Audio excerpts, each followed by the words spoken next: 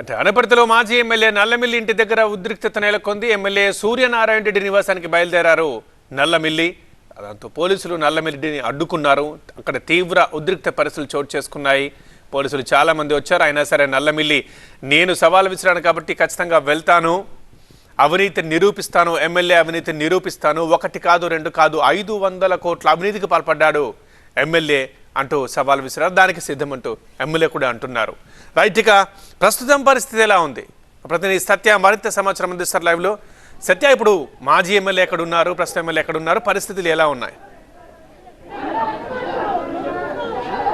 మాజీ ఎమ్మెల్యే నివాసం వద్ద ఏదైతే రామవరం ఏదైతే ఉందో రామవరం దగ్గర ఆయన నివాసం వద్ద బయలుదేరారు నల్లమిల్లి రామకృష్ణారెడ్డి. కానీ పోలీసులు అడ్డుకున్నటువంటి దృశ్యాలు కూడా చూసుకోవచ్చు. పెద్ద ఎత్తున టీడీపీ శ్రేణులంతా కూడా చేరుకున్నారు.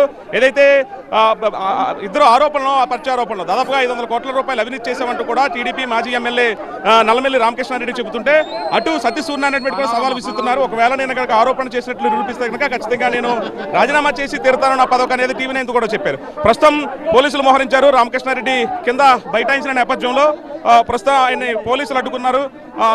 ముందుకు వెళ్ళకుండా అడ్డుకున్న దృశ్యాలు కూడా చూడొచ్చు. ప్రస్తుతం ఏదైతే ఇక్కడ నుంచి ఉన్నటువంటి ముందుకు వెళ్ళకుండా అంటే పోలీసులు కూడా అడ్డుకున్నారు. సత్యసూర్యనారాయణ ఎమ్మెల్యే ఒక సవాల్ విసిరారు. మీకు నేను అవినీతి చేస్తే కనుక నిరూపిస్తే రాజీనామా చేస్తాను. రమ్మనండి, పోలీసులను వదలమనండి, రమ్మనండి, నిరూపిస్తాను.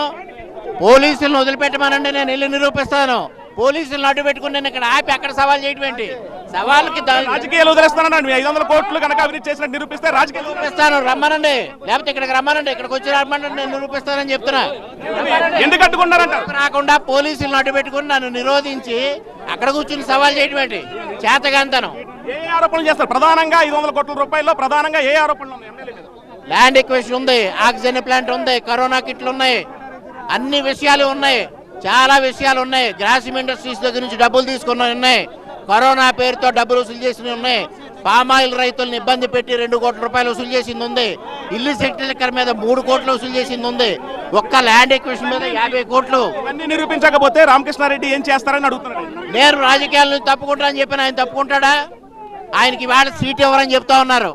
అందుకోసం ఈ కొత్త ఎత్తుగడ. గతంలో లక్ష్మీ గణపతి ఆలయంలో శబ్దాలు చేసుకున్నారు, సత్యప్రమాణాలు చేసుకున్నారు. మళ్ళీ ఎందుకు వచ్చింది తెర మీదకి? మరలా ఈ 4 సంవత్సరాల నుంచి అవినీతి చేశారు. 21లో సత్యప్రమాణం, 20లో సత్యప్రమాణం అయింది, 4 సంవత్సరాలు పూర్తయింది. ఈ 4 సంవత్సరాల్లో మరలా అవినీతి చేశారు. ఇది ప్రస్తుతం ఆయన రోడ్డు మీద బైఠాయించారు.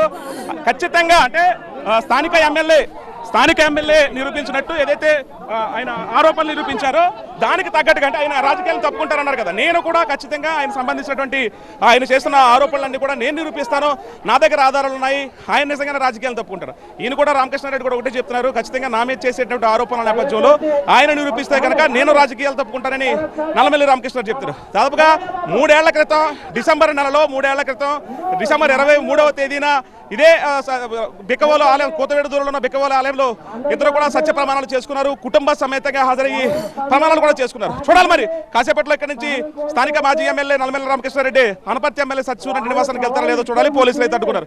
ఇది ఇక్కడ ఉన్నటువంటి పరిస్థితి. రైట్ సత్య, అదే అనపర్తిలో అయితే ప్రస్తుతం పరిస్థితులు ఇంకా అలాగే ఉన్నాయి. ఖచ్చితంగా ఎమ్మెల్యే ఇంటికి వెళ్తా అంటున్నారు మాజీ ఎమ్మెల్యే.